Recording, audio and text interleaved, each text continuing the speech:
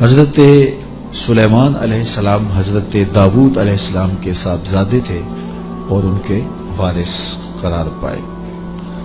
وَلَقَدْ آتَيْنَا دَاوُودَ وَسُلَيْمَانَ عِلْمًا، ارشاد فرمایا ہم نے حضرت داؤد اور حضرت سلیمان علیہ السلام کو علم عطا کیا۔ علماء نے لکھا ہے کہ اللہ نے انہیں اختیار دیا کہ یا حکومت لے لو، یا دولت لے لو، یا علم لے لو۔ تو انہوں نے کہا مالک ہمیں علم دے دے، تو اللہ نے دولت و حکومت اس کے صدقے سے عطا کر دی۔ تو سب سے بڑی دولت علم ہے۔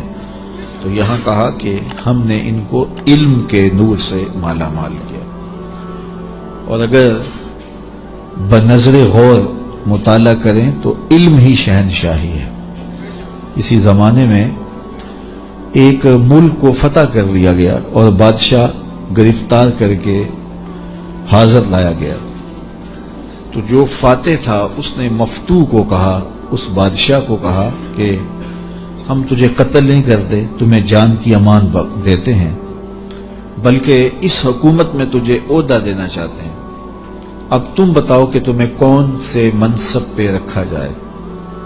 تو اس نے کہا مجھے معلم لگا دو، مجھے استاد لگا دو۔ تو اس بادشاہ نے ہنس کے کہا پھر بادشاہی چاہتے ہو؟ تو یہ بادشاہی ہے، یہ شہنشاہی ہے علم۔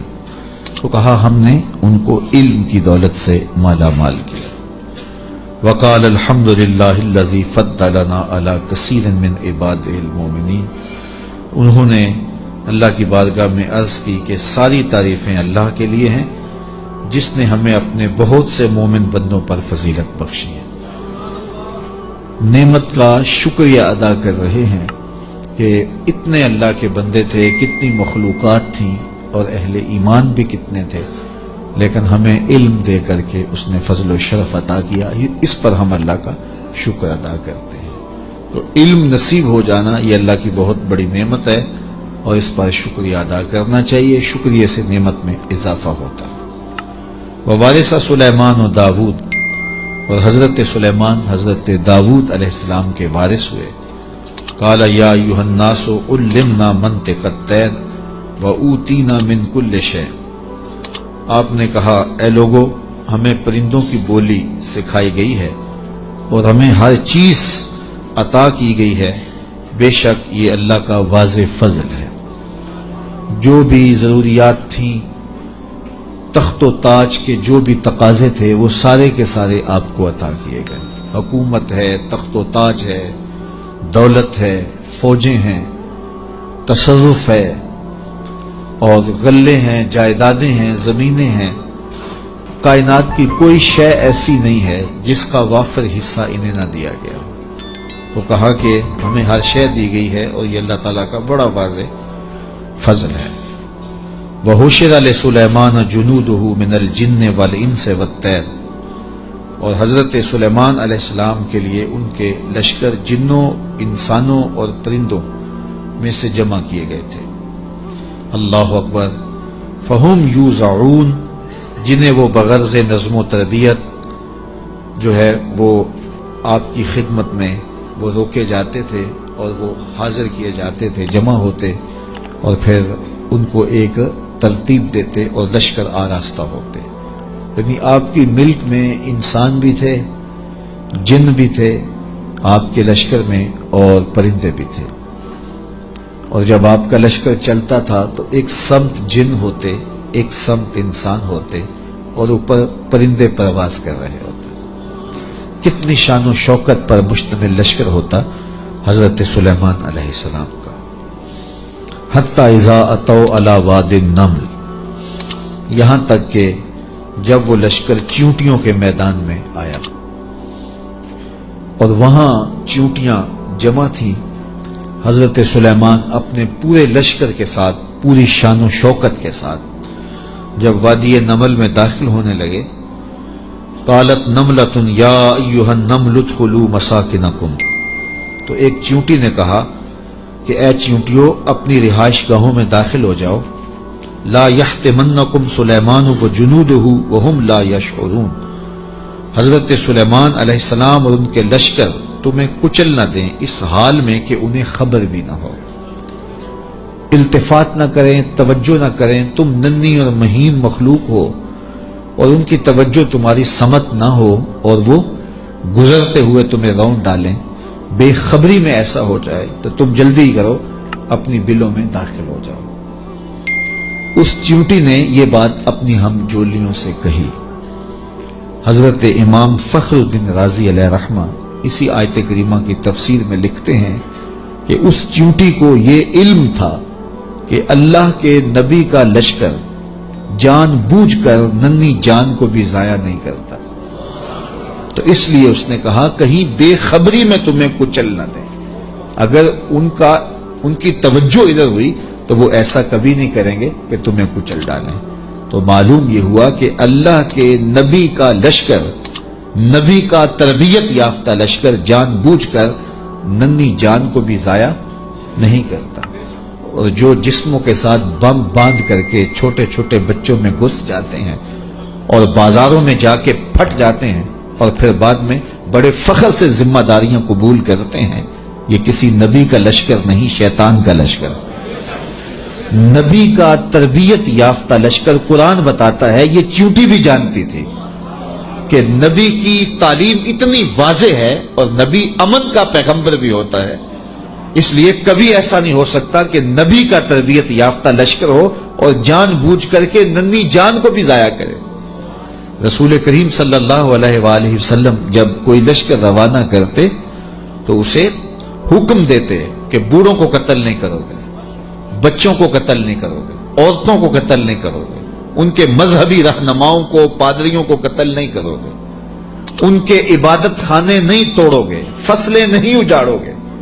یہ کافر جو تھے، ان کافروں کے بچوں کو بھی قتل کرنے سے روک دیا گیا، کافروں کے بوڑھوں کو قتل کرنے سے بھی روک دیا گیا، اور جو کفار ہیں ان کی خواتین کے قتل سے بھی منع کر دیا گیا، اور جو مسلمانوں کی نسلیں کاٹ کے رکھ دے اور اس پہ ذمہ داریاں قبول کریں، کوئی بدبخت ہوگا جو ان کی حمایت کرے گا اور ان کو اسلام کا نمائندہ قرار دے گا۔ وہ دشمن اسلام ہو سکتے ہیں، اسلام کے نمائندے نہیں ہو سکتے۔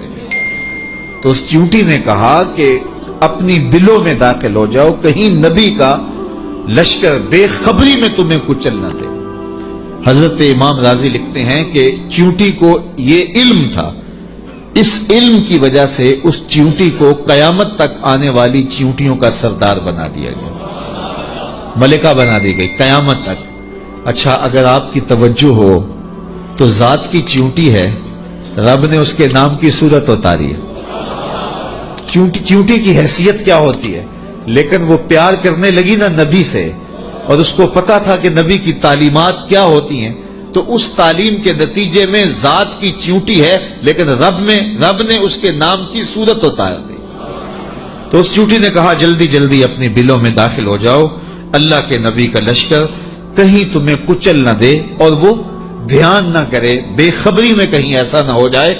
اگر خبر ہوگی تو پھر کبھی ایسا نہیں ہو سکتا، کیونکہ نبی کی تربیت یہ ہے، وہ تو زندگیاں بانٹنے آیا ہے، زندگیاں چھیننے تو نہیں آیا، تو یہ ایسا نہیں ہوگا۔ فَتَبَسَّمَ ضَاحِكًا مِّن قَوْلِهَا، تو حضرت سلیمان پیغمبر نے جب چیونٹی کی اس بات کو سنا تو مسکرا پڑے۔ 3 میل دور تھے حضرت سلیمان علیہ السلام، اتنی دور سے چیونٹی نے کہا کہ جلدی جلدی بلوں میں چلی جاؤ، اللہ کے نبی کا لشکر کہیں بے خبری میں تمہیں کچل نہ دے۔ چیونٹی نے یہ بات کی تو حضرت سلیمان نے 3 میل دور سے سن لی اور پھر مسکرا بھی پڑے۔ اب 3 میل دور سے بات سنی جا سکتی ہے والا چیونٹی کی؟ یہ اس حال سے باہر جو چیونٹیاں چل رہی ہیں، کوئی شخص جو بڑا ہی جو ہے وہ باریک سماعتیں رکھتا ہو، کیا وہ یہاں بیٹھ کر کے چیونٹی کی بات جو باہر ہے اس کو سن سکتا ہے؟ چلو جو آپ کے کرسی کے نیچے چل رہی ہے اس کو سن سکتا ہے، اس کی آواز کو، لیکن 3 میل دور سے چیونٹی کی آواز کو اللہ کا نبی سن بھی رہا ہے، اور جو وہ کہہ رہی ہے اس کو سمجھ بھی رہا ہے، اور اس پر تبسم بھی فرما رہا ہے۔ حضرات علماء فرماتے ہیں، جو تیوریات کے ماہرین ہیں، کہ چیونٹی کے منہ میں زبان نہیں ہوتی، پھر اس نے بات کیسے کر لی؟ ایک مہین سا وجود ہے تو اس کے منہ میں زبان نہیں ہوتی، دانت نہیں ہوتے، تو پھر بات کیسے کرتی ہے؟ اور حضرت سلیمان نے سن کیسے لی؟ تو کہا چیونٹی کے منہ کے قریب دو باریک سے بال ہوتے ہیں، مہین سے دو ریشے ہوتے ہیں، جب اس نے بات کرنی ہوتی ہے تو ان بالوں کو قریب کر کے رگڑتی ہے، اس رگڑنے سے جو آواز پیدا ہوتی ہے اس سے وہ اپنی ہم جولی کو کوئی میسج دے رہی ہوتی ہے۔ اللہ کے نبی کی شان یہ ہے کہ چیونٹی کے باریک اور مہین بالوں کے رگڑنے سے جو آواز پیدا ہوتی ہے 3 میل دور سے اس آواز کو سنتا بھی ہے اور اس سے جو مفہوم نکلتا ہے اس کو سمجھتا بھی ہے۔ اور یہ اس نبی کی شان ہے جو ہاتھ باندھ کے مسجد اقصی میں تیرے نبی کے پیچھے کھڑا تھا۔ تو جب غلام کی یہ شان ہے تو امام کی شان کا عالم کیا ہوگا؟ یہ شان ہے خدمت گاروں کی، سرکار کا عالم۔ مولوی کا تو دماغ خراب ہو گیا کہ اس کی سماعتوں کو تول رہا ہے جس کے غلاموں کی سماعتوں کو نہیں تولا جا سکتا۔ اللہ اکبر۔ فتبسم ضاحکا من قولها، یہ میں نہیں کہہ رہا، یہ قرآن کہہ رہا ہے۔ حضرت سلیمان پیغمبر نے اس چیونٹی کی بات کو سنا، سن کے سمجھے اور پھر تبسم کیا۔ اللہ اکبر۔ وقال رب اوزعنی ان اشکر نعمتک التی انعمت علی وعلی والدی وان اعمل صالحا ترضاہ وادخلنی برحمتک فی عبادک الصالحین۔ اور اللہ کی بارگاہ میں عرض کی حضرت سلیمان علیہ السلام نے کہ اے میرے پروردگار، مجھے اپنی توفیق سے اس بات پر قائم رکھ کہ میں تیری اس نعمت کا شکر بجا لاتا رہوں جو تو نے میرے اوپر کی اور میرے والدین کے اوپر کی۔ جو نعمتیں بندے کے اوپر ہوتی ہیں اس کا بھی شکریہ ادا کرنا چاہیے، اور جو صالح اولاد ہوتی ہے، جو ماں باپ پر نعمتیں عطا ہوئی ہوتی ہیں، ان کا بھی شکریہ ادا کرنا، کیونکہ ماں باپ کی نعمتیں اولاد تک بھی پہنچتی ہیں۔ مجھے بتاؤ، اگر میں اور آپ کسی کافر کے گھر میں پیدا ہوتے، معاذ اللہ کسی ہندو یا سکھ کے گھر میں پیدا ہوتے، تو آج کیا ہمارے سینے میں ایمان کا چراغاں ہوتا؟ ہم کسی یہودی کے گھر میں پیدا ہوتے تو ہمارے گھر میں ایمان کی روشنی ہوتی؟ ہم کہتے ہیں ہم بڑے سیانے ہیں، بڑے سمجھدار ہیں، ہم مطالعہ کرتے، ہم مختلف ادیان کو پڑھتے اور پھر مسلمان ہو جاتے۔ کیا ایسا ہوتا یا کہ ہم اسی ظلمت اور اندھیرے میں ہوتے؟ تو پھر ہمارے ماں باپ تھے نا جو مسلمان تھے، اور ہم ان کی آغوش میں آئے تو اللہ نے وہ نور ہمیں بھی دیا۔ تو ہمیں اپنے اوپر ہونے والے اس کرم کا احسان کرنا، احسان جو ہے وہ اللہ کے حضور اس کا شکر ادا کرنا چاہیے، اور ساتھ یہ بھی شکر ادا کرنا چاہیے کہ مالک تیرا کرم ہے کہ تو نے ہمارے ماں باپ کو دین دیا تھا، اور وہ نعمت ہمیں ان کی وساطت سے نصیب ہو گئی۔ علامہ اقبال کہا کرتے تھے، نام تو از پدر آموختم، حضور آپ کا نام میں نے اپنے باپ سے سیکھا تھا۔ وہ حضور کے عاشق تھے تو میں بھی حضور کا غلام بنا۔ ہمارے ماں باپ حضور کا نام لیتے تھے تو کیا کیفیتیں ہوتی تھی، آنکھوں میں آنسو آ جاتے تھے۔ تو آج چونکہ وہ حضور کے عاشق تھے، وہ حضور سے محبت کرنے والے تھے، وہ اولیاء کی چوکھٹوں پہ جانے والے تھے، تو آج اللہ نے یہ دولتیں ہمارے سینے میں بھی رکھی۔ تو جب اس نعمت کا شکریہ ادا کریں جو ہمارے وجود پر ہیں، تو ان نعمتوں کا شکریہ بھی ادا کریں جو ہمارے والدین پہ ہوئی ہیں۔ تو حضرت سلیمان نے یہ ہمیں شکر کرنے کا ایک عجیب طریقہ دیا، خوبصورت طریقہ دیا، اور عرض کی مالک میں ان نعمتوں کا شکر ادا کرتا ہوں جو تو نے میرے اوپر کی، اور ان نعمتوں کا بھی شکریہ میں ادا کرتا ہوں جو میرے ماں باپ پر کی۔ اللہ اکبر۔ اور مجھے یہ توفیق دے کہ میں ایسے نیک عمل کرتا رہوں جن سے تو راضی ہو۔ اللہ اکبر۔ اور مجھے اپنی خاص رحمت سے اپنے نیک بندوں میں داخل فرما لے۔ حضرت سلیمان علیہ السلام ایک دن اپنے لشکر کا جائزہ لیتے ہوئے پرندوں کی جانب نکلے۔ کیسی شان و شوکت تھی، جنوں پر بھی حکومت، انسانوں پر بھی حکومت، پرندوں پر بھی حکومت۔ وتفقد الطیر، تو آپ نے پرندوں کا جائزہ لیا۔ فقال ما لی لا اری الہدہد، فرمایا میں ہدہد کو نہیں دیکھ رہا۔ اور پھر فرمایا ام کان من الغائبین، وہ واقعی غائب ہو گیا ہے، لأعذبنہ عذابا شدیدا، میں اس کو سخت عذاب دوں گا، او لأذبحنہ، یا اس کو میں ذبح کر دوں گا، او لیاتینی بسلطان مبین، یا وہ میری جانب میرے پاس اپنے بے قصور ہونے کی کوئی واضح دلیل لائے۔ 3 باتیں کی، یا تو سخت عذاب دوں گا، یا ذبح کر دوں گا یا پھر اپنی صفائی میں کوئی مضبوط دلیل لائے۔ حضرت سلیمان علیہ السلام بیت اللہ کی حاضری کے بعد واپس آ رہے تھے اور صنعاء کے مقام پہ جو یمن کا شہر ہے وہاں آپ نے پڑاؤ کیا اور وہاں آپ نے جانوروں کا جائزہ لیا اور وہاں ہدہد کو نہ دیکھا۔ مفسرین فرماتے ہیں جب پانی کی ضرورت ہوتی تو ہدہد کو حاضر کیا جاتا اور یہ ہدہد جو تھا وہ پھر بتاتا کہ کس جگہ پانی ہے۔ یہ جانوروں کے اندر انجینئر ہے، اللہ نے اس کو بڑی طاقت دی۔ حضرت ابو ہریرہ رضی اللہ تعالیٰ عنہ نے جب فرمایا نا کہ یہ بڑی قوتوں سے مالا مال کیا گیا ہے، اس کی نظر بڑی تیز ہوتی ہے، تو کسی نے حضرت ابو ہریرہ سے کہا کہ چھوٹے بچے جب دھاگا لگا کے جال لگا کے جو ہے وہ پھاہی لگاتے ہیں تو یہ ہدہد پھنس جاتا ہے، جس کو زمین کی تہ میں پانی نظر آ جاتا ہے اس کو وہ جال نظر نہیں آتا۔ تو حضرت ابو ہریرہ بولے تقدیر کا جال نظر نہیں آتا، تو تقدیر کا جال بڑا ڈاڈا ہوتا ہے، وہ نظر نہیں آتا۔ یہ آپ نے ایک جانور دیکھا ہوگا کن کھجورا، اس کے 100 پاؤں ہوتے ہیں، 100 پاؤں، اور یہ جو سانپ ہوتا ہے اس کے کوئی پاؤں نہیں ہوتے، یہ اپنے جسم کو بل دے کے آگے بڑھتا ہے، اور کن کھجورا اس کے 100 پیر ہوتے ہیں، اور سانپ کی مرغوب غذا ہے کن کھجورا، اور جب اس کو یہ نظر آئے تو یہ دوڑتا ہے اور سانپ پیچھے دوڑ کے اس کو شکار کر لیتا ہے۔ تو کسی نے کن کھجورے سے پوچھا کہ تیرے 100 پیر ہیں اور سانپ کا ایک بھی نہیں ہے اور پھر بھی تو پکڑا جاتا ہے؟ اس نے کہا تقدیر کے آگے پاؤں نہیں چلتے۔ تو کہا کہ وہ دھاگا تقدیر کا ہے، وہ ہدہد کو نظر نہیں آتا اور وہ بچے اسے پکڑ لیتے ہیں۔ تو ہدہد حضرت سلیمان علیہ السلام کا درباری پرندہ تھا اور حضرت سلیمان علیہ السلام اس سے محبت کرتے تھے، یہ بھی اللہ کے نبی سے پیار کرتا تھا، بلکہ صاحب روح البیان نے ہدہد کے عنوان سے بڑی باتیں لکھی ہیں، کچھ لطیفے بھی ذکر کیے ہیں۔ کہتے ہیں ایک دن یہ ہدہد چونکہ لاڈلا پرندہ تھا حضرت سلیمان کا، تو حضرت سلیمان علیہ السلام کو کہنے لگا کہ میں آپ کے لشکر کی دعوت کرنا چاہتا ہوں۔ آپ نے کہا اتنا بڑا لشکر ہے اور تو میرے لشکر کی دعوت کرے گا؟ کہا جناب دعوت قبول کیجیے۔ تو کہا ٹھیک ہے، آج دوپہر کو میں آپ کے لشکر کی دعوت کروں گا۔ جب دوپہر کا وقت آیا تو دریا کنارے لشکر نے پڑاؤ کیا ہوا تھا، تو ہدہد کبھی دائیں کبھی بائیں اڑانے بھر رہا ہے۔ تو کہا میاں وقت ہو گیا ہے، اب لاؤ نا کھانا، تم نے آج ہماری دعوت کی ہے۔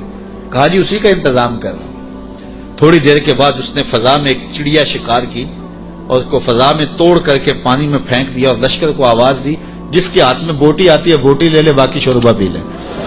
تو اس پرندے سے چونکہ بڑا پیار تھا، جب اس کو نہ دیکھا تو غصے میں آ گئے، کہا ما لیا لا اری الہدہد، میں ہدہد کو نہیں دیکھ رہا، کیا وہ واقعی غائب ہے؟ اچھا میں اس کو ذبح کر دوں گا یا سخت سزا دوں گا یا پھر وہ مجھے اپنی بے گناہی کی کوئی دلیل پیش کرے۔ اب ہدہد کہاں چلا گیا؟ حضرات مفسرین لکھتے ہیں کہ وہ حضرت سلیمان علیہ السلام استراحت کرنے لگے تو وہ اڑ کے قریب ایک باغ میں چلا گیا، وہاں ایک اور اس کا ہم جنس ہدہد بیٹھا ہوا تھا۔ اس نے پوچھا کدھر سے آئے ہو؟ اس نے کہا کہ میں اپنے نبی کے ساتھ گیا تھا، اپنے شہنشاہ کے ساتھ گیا تھا، اور ان کی حکومت جنوں پر بھی ہے، انسانوں پر بھی ہے، پرندوں پر بھی ہے۔ تو اس نے کہا کہ میری جو بادشاہ ہے میرے ملک وہ عورت ہے اور اس کا ایک تخت بہت بڑا، اور میں تمہیں دکھاؤں۔ تو وہ ہدہد کو ساتھ لے گیا اور اتنے میں دیر ہو گئی، حضرت سلیمان غصے میں آ گئے، کہا کہ کدھر ہے؟ لاؤ اسے حاضر کرو۔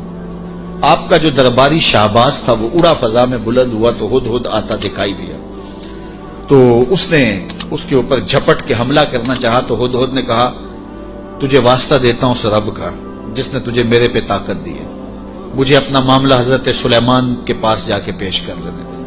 کہا انہوں نے کہا ہے کہ تجھے قتل کر دوں گا، ذبح کر دوں گا یا تجھے سخت سزا دوں گا، اب تو بچ نہیں پائے گا۔ تو ہدہد نے کہا کہ انہوں نے کوئی استثناء بھی کیا تھا؟ کہا ہاں، انہوں نے کہا تھا یا کوئی مضبوط خبر لائے، اپنا معقول عذر پیش کرے۔ کہا پھر خیر ہے۔ اب ہدہد حضرت سلیمان کے پاس آیا اور مفسرین کہتے ہیں اس نے اپنے پر جھکا لیے اور دم بھی جھکا لی اور حضرت سلیمان کے سامنے عرض کی کہ اس رب سے ڈریے جس کے حضور آپ رب قیامت کے دن پیش ہوں گے۔ بس یہ بات کہنے کی دیر تھی کہ حضرت سلیمان کا غصہ ٹھنڈا ہو گیا۔ تو میں بتاؤ کدھر گئے تھے؟ تو ہدہد نے کیا جواب دیا، سنو قرآن کیا کہتا ہے، فَمَكَثَ غَيْرَ بَعِيدٍ، تو پس وہ تھوڑی ہی دیر ٹھہرا تھا، کہ وہ حاضر ہو گیا، اور حاضر ہو کے اس نے کہا فقال، اس نے کہا احطت بما لم تحط به وجئتک من سبع بنبأ یقین، اس نے کہا کہ حضور میں ایسی بات معلوم کر کے آیا ہوں جس پر شاید آپ مطلع نہ تھے، اور میں آپ کے پاس ملک سبا کی ایک یقینی خبر لایا ہوں۔ آپ نے اس چیز کا مشاہدہ نہیں کیا جس کا میں مشاہدہ کر کے آیا ہوں، تو میں ایک یقینی خبر آپ کو جو چشم دید ہے وہ بتانا چاہتا ہوں۔ حضرت سلیمان نے کہا بتاؤ، کہا انی وجدت امرأۃ تملکہم وأوتیت من کل شیء ولہا عرش عظیم، اس نے کہا میں ایک ایسی خاتون کو دیکھا ہے جو بادشاہت کے تخت پہ براجمان ہے، میں نے ایک ایسی عورت دیکھی ہے وہاں جو ان پر حکومت کرتی ہے اور اقتدار کی مسند پہ بیٹھی ہے، اور اسے ملکیت و اقتدار میں ہر چیز بخشی گئی ہے، اور اس کے پاس بہت بڑا تخت ہے۔ یہ شہرہ آفاق تخت تھا جو ملکہ بلقیس کے پاس تھا، اور یہ 40 ہاتھ چوڑا تھا، 80 ہاتھ لمبا تھا۔ شرعی ہاتھ جب کہا جاتا ہے تو وہ کونی تک ہوتا ہے، تو گویا دوسرے لفظوں میں 1.5 فٹ کا ایک ہاتھ لگائیں تو یہ 60 ہاتھ چوڑا تھا، اور 120 ہاتھ جو ہے وہ لمبا تھا۔ سونے چاندی اور قیمتی دھاتوں کا بنا تھا، اور 7 منزلیں تھیں اس کی، اور قیمتی موتی اس کے اوپر لگے تھے، اور جب وہ اپنا دربار لگاتی تو اس تخت کے اوپر بیٹھتی، اور اس کے 12,000 سردار تھے قوم کے جن کے تحت فوجیں تھیں، اور ایک مضبوط نظم و نسق تھا، ہر شے، فوجیں، آلات حرب و ضرب، بہت کچھ دیا گیا تھا۔ تو اس بات کی کہانی سنائی، اور آگے فرمایا وجدتها وقومها يسجدون للشمس من دون اللہ، میں نے دیکھا ہے وہ اور اس کی قوم اللہ کے علاوہ سورج کو پوجتی ہے، اللہ کو چھوڑ کر سورج کی پرستش کرتی ہے۔ وزین لهم الشیطان اعمالهم، اور شیطان نے ان کے لیے ان کے اعمال مزین کر دیے ہیں۔ فصدهم عن السبیل، اور شیطان نے ان کو راہ حق سے، راہ توحید سے روک دیا ہے۔ فهم لا يهتدون، اور وہ ہدایت نہیں پا رہے۔ اللہ یسجدوا للہ الذی یخرج الخبأ فی السماوات والارض ویعلم ما تخفون وما تعلنون۔ اللہ اکبر، اس لیے روکے گئے ہیں کہ وہ اللہ کے حضور سجدہ ریز نہ ہوں جو آسمانوں اور زمینوں میں پوشیدہ حقائق اور موجودات کو باہر نکالتا ہے، یعنی ظاہر کرتا ہے، اور وَيَعْلَمُ مَا تُخْفُونَ، اور جو تم ظاہر کرتے ہو، جو تم چھپاتے ہو، وَمَا تُعْلِنُونَ، اور جو تم ظاہر کرتے ہو اور جو تم چھپاتے ہو، وہ سب کو جانتا ہے، اس کی نظر میں کوئی پوشیدہ نہیں ہے۔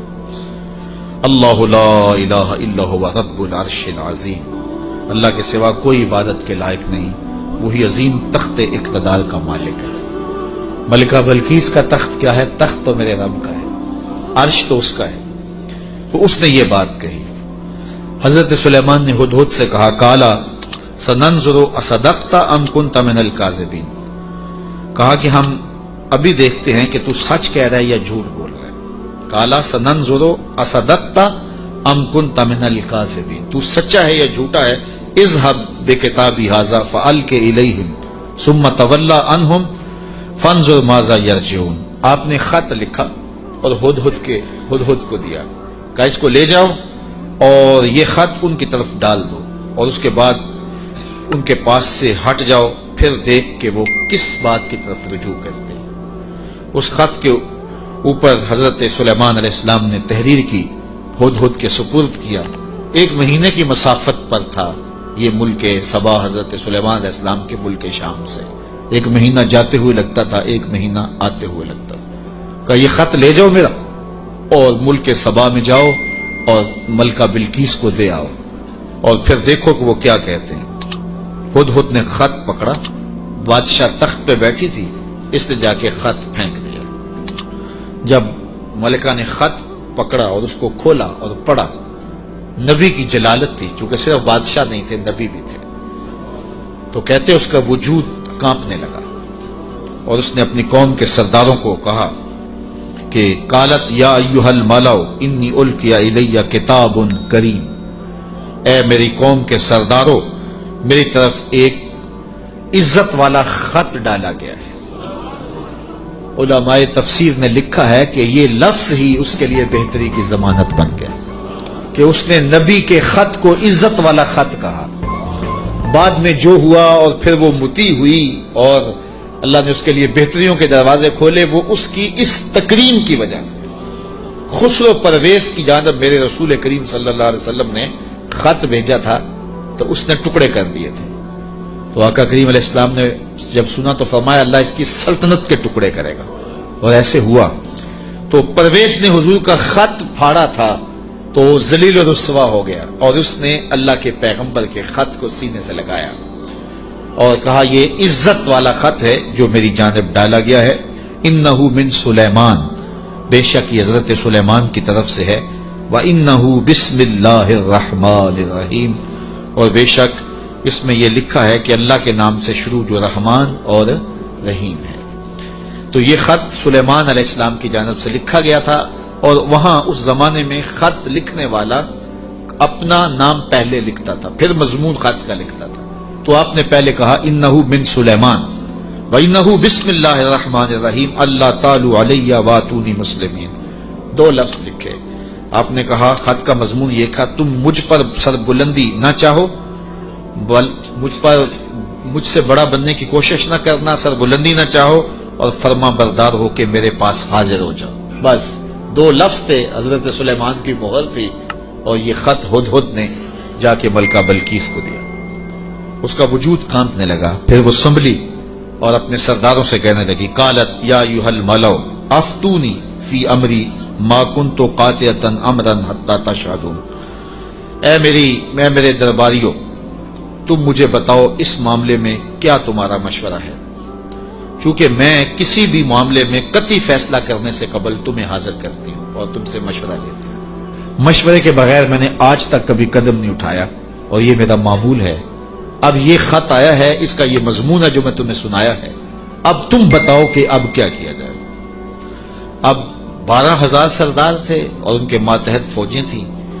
قالو بولے نحن اولو قوت و اولو باس شدید، کہنے لگے کہ ہم طاقتور ہیں، سخت جنگجو ہیں، اور ہم لڑنے کے لیے تیار ہیں. قوم کا مورال بلند ہے، فوجیں پوری طاقت میں ہیں، آلات حرب و ضرب بھی ہیں، کوئی کمزوری نہیں ہے. آپ اگر حکم دیں تو ہم حاضر ہیں. والامر الیک فانظری ماذا تامرین، لیکن معاملہ آپ کے ہاتھ میں ہی ہے، حکم آپ کا ہی چلے گا، لیکن ہماری جانب سے کوئی کمزوری نہیں، ہم بالکل تیار ہیں، مستعد ہیں، فعال ہیں، فوجیں تیار ہیں، مورال بلند ہے، لڑنے کے لیے آمادہ ہیں. تو اب آپ کا حکم ہے، کیا آپ حکم دیتی ہیں؟ قالت ان الملوک اذا دخلوا قرية افسدوها وجعلوا اعزة اهلها اذلة. ملکہ نے کہا کہ بے شک جب بادشاہ کسی بستی میں داخل ہوتے ہیں تو اسے برباد کر دیتے ہیں اور وہاں کے باعزت لوگوں کو ذلیل و رسوا کر ڈالتے ہیں، اور یہ لوگ یعنی بادشاہ اسی طرح کریں گے. تو اگر تم مجھے موقع دو، اور میرا مشورہ یہ ہے کہ میں وَإِنِّي مُرْسِلَةٌ إِلَيْهِمْ بِهَدِيَّةٍ، میں پہلے ان کی طرف کوئی ہدیہ بھیجتی ہوں. ہم لڑائی کا طبل نہ بجائیں، ہم پہلے ان کی طرف ہدیہ بھیجیں، پہلے دیکھیں. فَنَاظِرَةٌ بِمَا يَرْجُو الْمُرْسَلُونَ، پھر ہم دیکھتے ہیں کہ جو ہمارے قاصد گئے ہیں وہ کیا پیغام لاتے ہیں. اگر وہ ہمارے ہدیے کو قبول کر لیتے ہیں اور کوئی ہماری سیٹنگ ہو جاتی ہے تو پھر تو لڑائی کی ضرورت نہیں ہے. لڑائی بہت خطرناک ہوتی ہے، اس کے انجام بڑے بھیانک ہوتے ہیں. وہ تھی بڑی سمجھدار. فوجوں نے کہا ٹھیک ہے، جرنیلوں نے کہا لڑیں گے، اور سرداروں نے کہا قوم کا مورال بلند ہے، اور جو ہے وہ افسروں نے کہا کہ ہماری فوج بڑی ٹریننگ یافتہ ہے، ہمارے پاس آلات حرب و ضرب موجود ہیں، لڑیں گے. لیکن اس نے کہا صبر کرو، پہلے میں کوئی تحفہ دے کے قاصد بھیجتی ہوں. وہ قاصدوں کو کیا جواب دیتے ہیں؟ لڑائی تو آخری حل ہے، پھر ہم دیکھیں گے.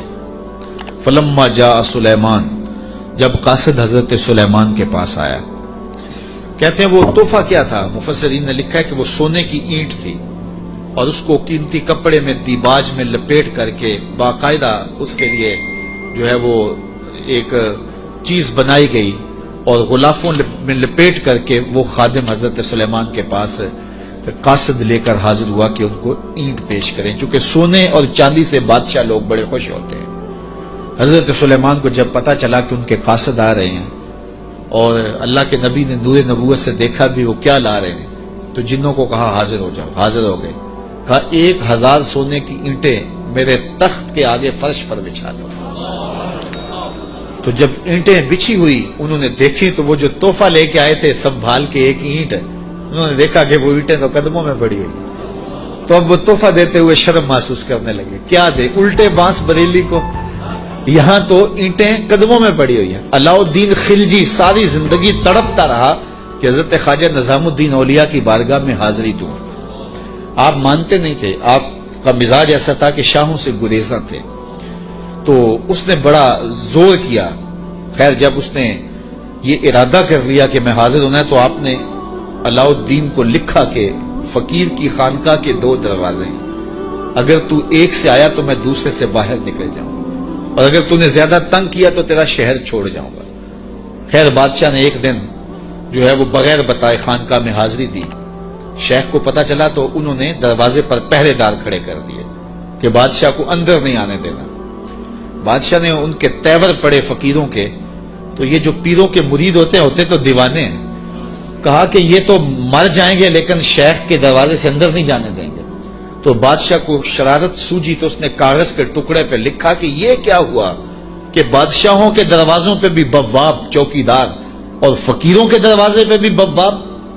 تو اندر سے شیخ نے اسی کاغذ کے ٹکڑے پہ بیک پہ اس کی پشت پہ لکھ کے بھیجا، فرق یہ ہے کہ بادشاہوں کے درباروں پر جو بواب ہوتے ہیں وہ فقیروں کو روکنے کے لیے ہوتے ہیں، اور جو فقیروں کی چوکھٹ پہ بواب ہوتے ہیں وہ امیروں کو روکنے کے لیے ہوتے ہیں۔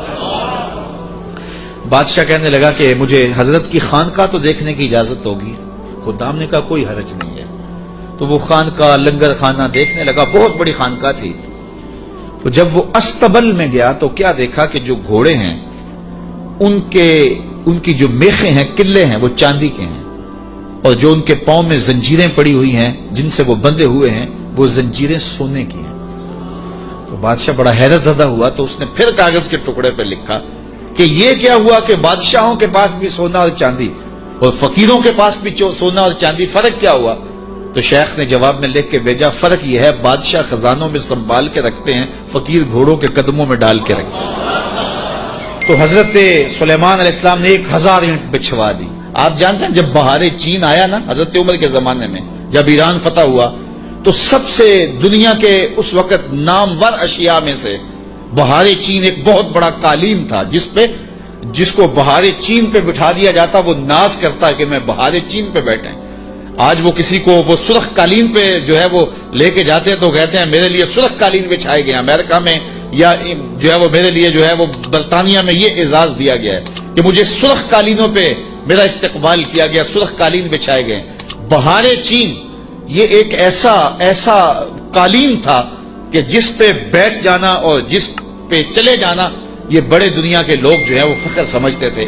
جب حضرت فاروق اعظم کا زمانہ آیا تو یہ علاقہ فتح ہوا تو یہ اونٹوں پہ لاد کر کے یہ بہار چین مدینے بھیجا گیا۔ تو حضرت عمر کے پاس جب بہار چین آیا تو کہا کہ اب اس کو کہاں رکھے؟ تو کسی نے کہا جی مسجد نبوی میں بچھائیں۔ کہا یہ مسجد نبوی میں بچھائیں؟ وہاں کی جو چٹائیاں ہیں اس قالین سے افضل ہیں، وہاں اس کو یہاں نہیں بچھائیں گے۔ تو کہاں رکھے؟ حضرت عمر نے حکم دیا کہ مسجد نبوی کے باہر جہاں لوگ جوتے اتارتے ہیں وہاں رکھا جائے، اور وہ بہار چین جس پہ لوگ بیٹھنا اعزاز سمجھتے لوگ وہاں جوتے پوچھ کے گزرتے تھے۔ تو فقیروں کی نظر میں کیا چیز ہوتی ہے ان چیزوں کی؟ تو 1000 اینٹ جب بچھی ہوئی دیکھی تو وہ کیا تحفہ دیتے؟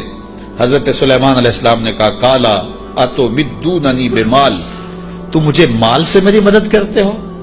تم کیا سمجھتے ہو تم میرے پاس جو ہے وہ مال و دولت سے میری مدد کرنا چاہتے ہو؟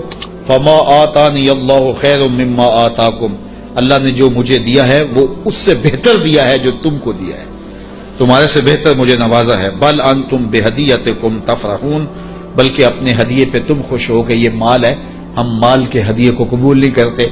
ایک طرف سورج کو پوجا جا رہا ہے، رب کے ساتھ شریک ٹھہرایا جا رہا ہے، اور میں ایک اینٹ لے کے راضی ہو جاؤں سونے کی اور تم اللہ کی مخالفت کرتے رہو۔ یہاں سمجھنے کے لیے بہت کچھ ہے کہ اللہ کے حکموں کی نافرمانی کر رہا ہو اور پیر صاحب کو نذرانہ دے دے اور پیر صاحب یہیں چپ ہو جائے کہ کوئی نہیں مجھے نذرانہ مل گیا، یہ سمجھنے کے لیے کافی ہے۔ سونے کی اینٹ لے کے آئے ہیں، فرمایا وہ بتوں کو پوج رہے ہیں، وہ سورج کو پوج رہے ہیں اور مجھے اس نذرانے سے چپ کروانا چاہتے ہیں، ایسا نہیں ہوگا۔ اور آپ نے اس قاصد کو پیغام دیا، ارجع الیہم، جا ان کے پاس اور ان کو بتا جا کے کہ فَلَنَاتِيَنَّهُمْ بِجُنُودٍ لَا قِبَلَ لَهُمْ بِهَا وَلَنُخْرِجَنَّهُمْ مِنْهَا أَذِلَّةً وَهُمْ صَاغِرُونَ۔ ان کو جا کے بتا کہ ہم ایسا لشکر لے کے آ رہے ہیں جس کا تم مقابلہ نہیں کر پاؤ گے اور تمہیں ذلیل کر کے رسوا کر کے شہروں سے نکالیں گے، تیار ہو جاؤ۔ حضرت سلیمان نے اس قاصد کو پیغام بھیجا۔ جب اس نے جا کے پیغام دیا اور حضرت سلیمان کے دربار کی کہانیاں سنائی تو پھر لڑائی کی ہمت کس کو ہوتی؟ نبی کو اللہ نے روب دیا ہوتا ہے، نبی کا روب جو ہے وہ لوگوں پہ پڑ جاتا ہے۔ اللہ اکبر، تو کس کو ہمت ہوتی؟ ملکہ بلقیس نے کہا کہ اب میں خود جاتی، تو وہ خود تیار ہوئی اور وہ حضرت سلیمان کی بارگاہ میں حاضر ہونے کے لیے ملک سبا سے چلی۔ ادھر بھی وقت گزرتا گیا، جب 3 فرسخ دور وہ دربار سے رہ گئی، 1 فرسخ اور 3 فرسخ 5 کلومیٹر لگا لیں، آپ یہ کہہ لیں کہ وہ بائی پاس پہ یا وہ یہ چناب پل پہ اتنے فاصلے پہ جب اس کا آنا ہوا تو حضرت سلیمان بیٹھے تھے اور آپ نے اپنے درباریوں سے کہا، قال یا ایھا الملأ ایکم یاتینی بعرشها قبل ان یاتونی مسلمین۔ دربار لگا تھا، جن بھی بیٹھے تھے، انسان بھی بیٹھے تھے، پرندے بھی تھے۔ آپ نے کہا میرے درباریوں، وہ بلقیس آ گئی ہے، یہاں قریب ہی آ گئی ہے، تو اس کا وہ تخت جس پہ اسے ناز ہے، کوئی ہے جو اٹھا لائے اس کے لانے سے پہلے؟ کیسی شان حضرت سلیمان کی، وہ بائی پاس پہ آ گئی اور تخت 1 مہینہ جاتے ہوئے لگتا ہے، 1 مہینہ آتے ہوئے لگتا ہے۔ یہ طاقتیں ہیں اللہ کے بندوں کی، اللہ اکبر۔ تو کہا وہ تو ادھر آ گئی ہے، تو کوئی ہے جو اس کا تخت جا کے جلدی جلدی اٹھا لائے؟ تو جب آپ نے یہ بات کہی تو ایک جن اٹھا، قال عفریت من الجن انا آتی کا بہ، ایک جن کہنے لگا حضرت میں لاتا ہوں۔ کب لاؤ گے؟ قبل ان تقوم من مقامک، آپ کی مجلس ختم ہونے سے پہلے پہلے حاضر کر دیتا ہوں۔ اور مجلس ختم ہوتی تھی زوال کے وقت، دوپہر کے وقت، صبح شروع ہوتی اور دوپہر کو ختم ہو جاتی، تو کچہری لگی تھی، کہا کچہری ختم ہونے سے پہلے پہلے میں لے آتا ہوں۔ وَإِنِّي عَلَيْهِ لَقَوِيٌّ أَمِينٌ، طاقتور بھی ہوں، لے بھی آؤں گا اور امین بھی ہوں، کوئی ایک موتی بھی ضائع نہیں ہوگا، تو تخت میں لے کے آتا ہوں۔ اور 1 مہینہ میں نے عرض کیا جاتے ہوئے لگتا ہے، 1 مہینہ کئی ہاتھ موٹا تھا، 7 منزلیں تھی، 40 ہاتھ چوڑا تھا، 80 ہاتھ لمبا تھا، سونے اور چاندی اور قیمتی جواہر سے مرصع تھا، اور 7 کوٹریوں میں مکفل تھا، تالے لگے تھے، پہرے دار کھڑے تھے، جیب میں ڈال کے بھی لانا ہو پھر بھی 2 مہینے چاہیے۔ اور اس تخت کو لانے کا کہا دوپہر تک لے آتا ہوں۔ بڑی بات تھی نا، حضرت سلیمان خوش ہو جاتے کہ بڑی بات ہے، تو میں نہیں، مجھے اس سے بھی پہلے چاہیے، مجھے اس سے بھی پہلے چاہیے۔ پھر وہ اٹھا جس کے سینے میں زبور کا علم تھا، قال الذی عندہ علم من الکتاب، پھر وہ شخص کھڑا ہوا جس کے سینے میں علم زبور تھا، وہ آپ کا خالہ زاد بھی تھا، آپ کا صحابی بھی تھا، عاصب بن برخیہ نام علماء تفسیر نے بتایا ہے، اور اسے اسم اعظم آتا تھا۔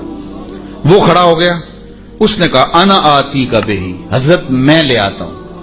کہا کب لاؤ گے؟ وہ تو دوپہر تک کا وقت دے رہا ہے، تم کب لاؤ گے؟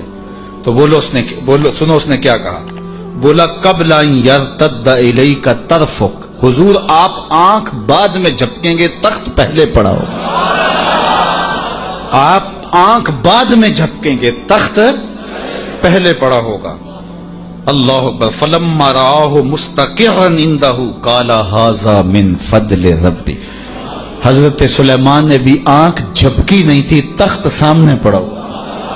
حضرت سلیمان بے ساختہ پکار اٹھے، یہ میرے رب کا فضل ہے جس نے میرے امتی کو یہ طاقت دی۔ یار بنی اسرائیل کے نبی کے امتی کی یہ شان، تو بنی اسرائیل کے یہ نبی مقتدی بن کے جس کے امام کے پیچھے کھڑے تھے مسجد اقصی میں، اس امام کی شان کا عالم کیا ہو؟ یہ شان ہے خدمت گاروں کی، سرکار کا عالم۔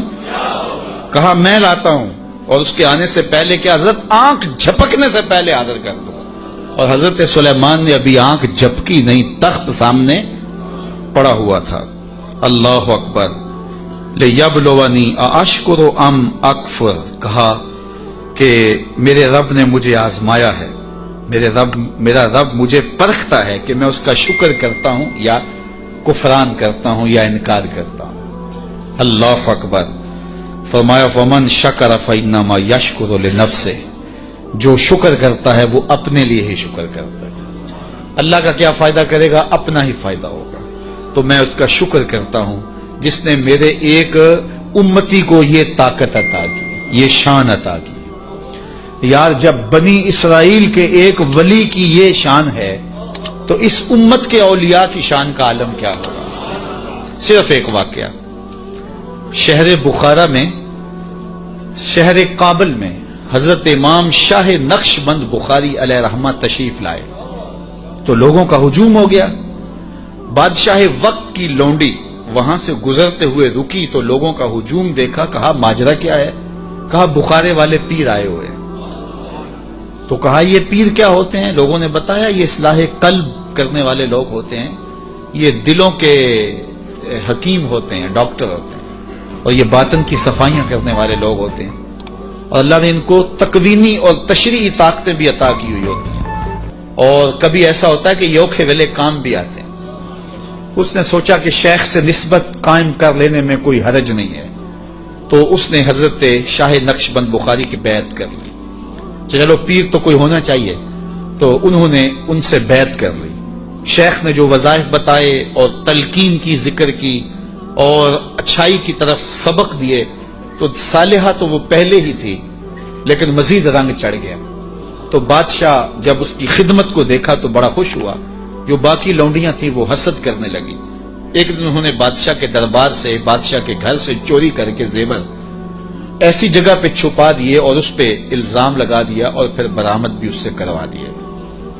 بادشاہ کو بڑا غصہ آیا کہ میں نے اس پہ اتنا اعتماد کیا تھا اور یہ بڑی لمبی نمازیں پڑھتی تھی۔ بادشاہ نے حکم دیا کہ اس کو چوبارے پہ لے جاؤ اور وہاں سے دھکا دے دو۔ بادشاہ کے محل کی چھت پہ لے جایا گیا۔ اس نے لاکھ کہا کہ میرا جرم نہیں ہے، لیکن بادشاہ ہوتے ہیں، تو چھت پہ لے جایا گیا۔ جب دھکا دینے لگے تو اس کو اب یاد آیا کہ میں نے سنا تھا اوکھے ویلے پیر کام آتے ہیں، تو اس نے بخارے کی طرف منہ کر کے کہا شیعہ للہ چو گدائے مستمند المدد خواہم ز شاہ نقشبند۔ سنا ہے اوکھے ویلے پیر کام آتے ہیں، اس سے اوکھا ویلا میرے پہ تو نہیں آ سکتا۔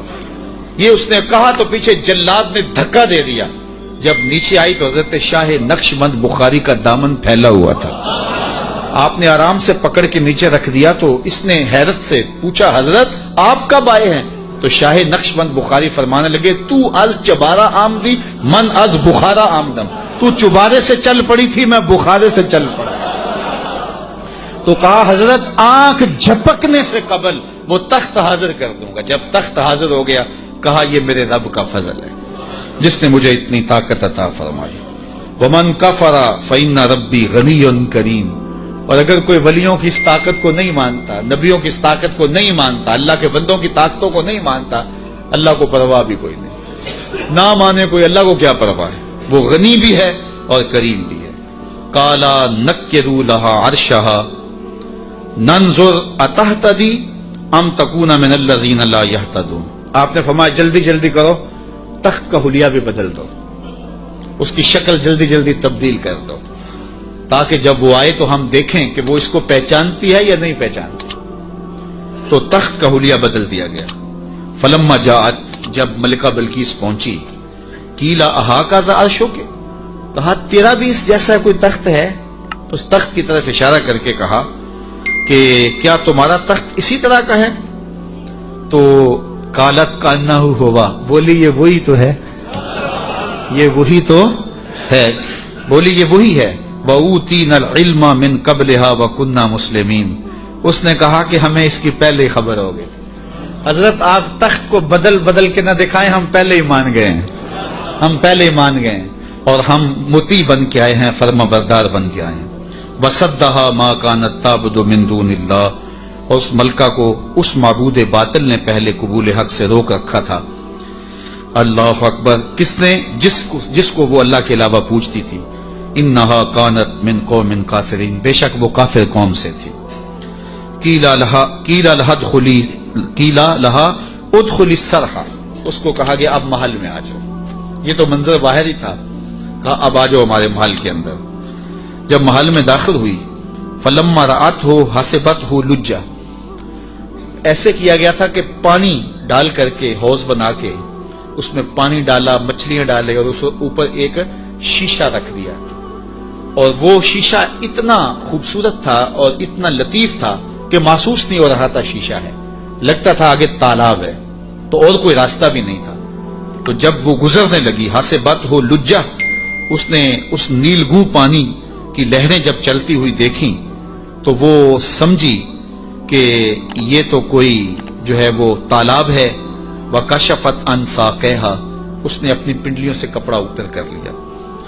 काला इन्नहु सरहुम मुमर्रदुम मिन क़वारीर, तो हजरत सुलेमान अलैहिस्सलाम ने फरमाया कि ये गहरे पानी का तालाब नहीं है, बल्कि ये तो शीशों का जुड़ा हुआ महल के, शीशों से जुड़े हुए महल का सेहन है। और ये जो है वो ऐसा माजरा नहीं है, तो अपने लिबास को ऊपर कर ले। कालत रब्बी इन्नी ज़लमतु नफ्सी, तो वो कहने लगी मैंने अपने नफ्स पे मेरे रब जुल्म किया है, और आज मैं इस मजमे को गवाह बना के, तेरे पैगंबर को गवाह बना के, आज इस महल के अंदर मैं ऐलान करती हूँ, व अस्लमतु मा सुलैमान लिल्लाहि रब्बिल आलमीन, मैं हजरत सुलेमान के रब पर, तमाम जहानों के रब पर ईमान लाती हूँ। और ईमान की दौलत से मालामाल हुई।